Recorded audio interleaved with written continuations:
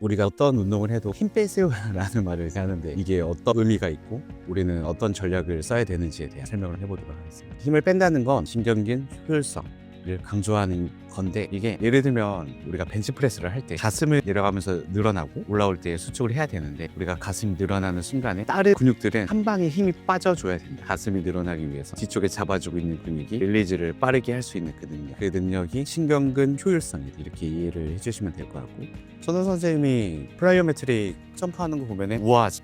네, 맞습니다. 어떤 회원님이 뛰는 거를 보면은 우아해 보이지 않는다. 뭔가 좀 자연스러워 보이지 않는 그런 느낌. 필요한 근육만 딱 힘을 써서 움직여야 되는데 불필요한 근육들이 힘을 같이 쓰고 있다 보니까 엉성해 보이는 그런 느낌들, 그런 것들을 우리는 신경근 효율성이라고 우리는 정의를 하고 있고, 코 컨트랙션이라고 표현하는 것들이 있어요. 그것들이 동시 수축을 하는 것들을 의미를 하는데, 불필요한 동시 수축은 우리는 막아내야 된다. 횡격막에는 구멍이 있습니다. 혹시 왜 뚫려 있는지 혹시 아시는 분 있으실까요? 혹시 배우시는 분들이라서 정확합니다. 근데 횡격막도 근육이기 때문에 횡격막이 부드러운 수축이나 이완을 해주지 못한다면 식도를 우리가 막게 되고 또 동맥과 정맥을 좀 압박하는 결과를 치르게 돼서 우리의 호르몬들이나 아니면 신경계들이 지나가는 통로를 압박하기 때문에 우리는 여기에서 말하는 힘 빼기에 대한 효율성이 급격하게 떨어지게 된다.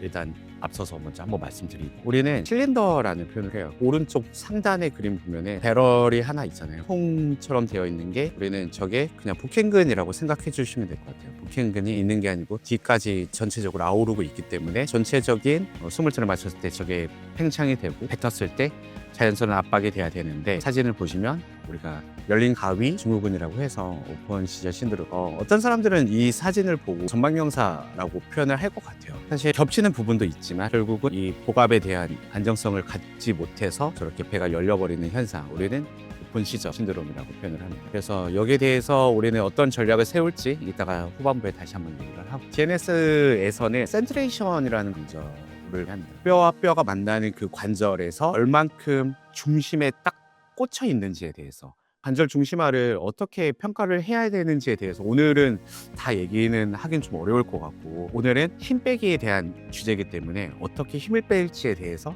좀 더 많이 다뤄볼 겁니다. 오른쪽에 우사인 볼트인데, 저 사람은 결승선을 통과할 때 웃으면서 뛰고 있습니다. 전력을 다하는데 얼굴에 긴장을 빼고 있습니다.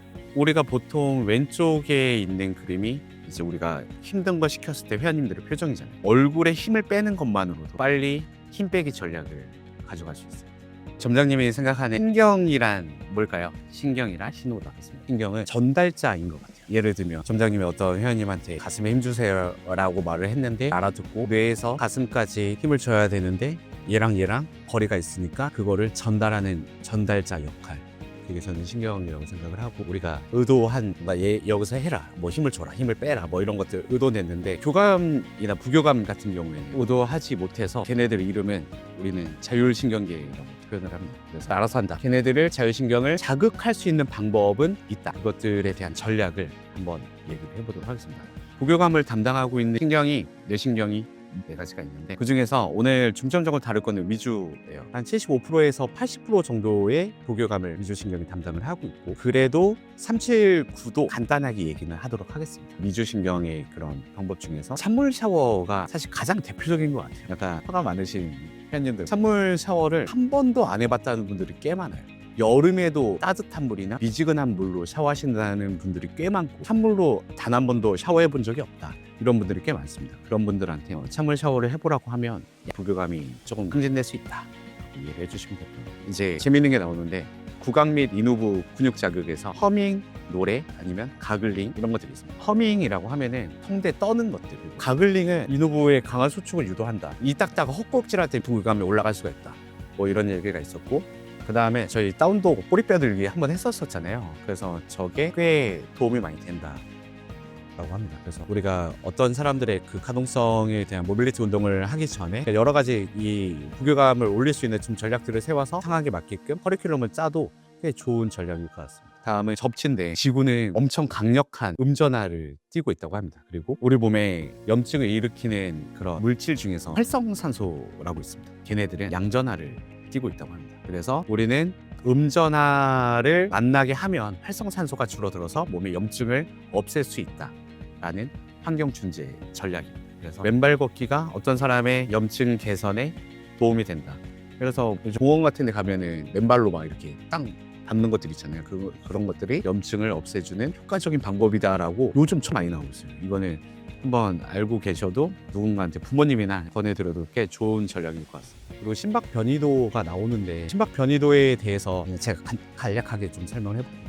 우리가 숨을 들여 마실 때랑 뱉을 때 심박수가 같을까요? 아니면 다를까요? 다를 것 같아요. 네, 그 차이를 우리는 심박 변이도라고 하는데 그게 클수록 이 사람은 되게 역동적으로 뛰고 있고 좋다라고 표현을 합니다. 심박 변이도가 낮은 사람은 스트레스가 많고 우울감이 있거나 그런 분들은 심박 변이도가 낮다. 아침에 명상할 때라든지 아니면 좀 잠이 안 올 때 요즘 유튜브 치면은 잠자기 좋은 알파파, 네파 이런 거 치면은 노래 나오니까 내가 얼마만큼 빨리 잠드는지를 좀 보고 있는데 저는 그 네파와 관련된 거는 좀 도움이 되는 것 같아요. 그리고 다음 거로 보시면은 이 장내축이라는 게 저는 신기하더라고요. 사이코바이오틱스라는 것들이 우리가 장에 좋지 않은 것들이 있으면 뇌에 많은 영향을 미치게 된다. 그래서 장을 건강하게 하는 게 결국은 뇌를 건강하게 하는 거고 그것들을 우리는 장내축이라고 부르더라고요. 장과 뇌의 이런 축에 대한 그런 개념들. 교감신경이나 부교감을 또 건드게 된다. 장이 안 좋은 사람들은 결국 화가 많아진다. 이게 결론이었습니다. 신경과 근육이 그 접합부가 있잖아요. 그래서 그 접합부가 바로 이렇게 연결되어 있는 게 아니고 약간의 틈이 있고 그 틈을 통해서 우리는 아세틸콜린을 얼만큼 빨리 풀어서 그거를 전기적 신호를 화학적 신호로 바꿔서 근육을 수축을 하는 메커니즘이잖아요. 그러려면 아세틸콜린이 나와야 되는데 그것들을 어떻게 잘 나오게 할 건지 오메가3가 풍부한 음식을 권해라. 부교감을 잘 나오게 하려면 데일리 루틴을 이렇게 뭐 했는데 아침에 찬물 샤워를 하고 햇빛을 받아라. 아침에 눈 뜨자마자 해를 똑바로 쳐다보고 있어요. 찬물로 샤워를 하고 그다음에 허밍을 하고 그다음에 아까 전에 우리 다운독 같은 요가 그런 동작들을 하고 아까 전에 맨발로 하는 것들 그다음에 깊은 수면 아까 전에 네파나 그런 것들을 해서 이 사람의 우울감이나 아니면은 그 교감신경이 튀어 있는 것들을 조금 누를 수 있는 전략을 이렇게 예시로 한 거여서 아까 전략들은 많았으니까 한번 이렇게 짜보시면 좋을 것 같습니다.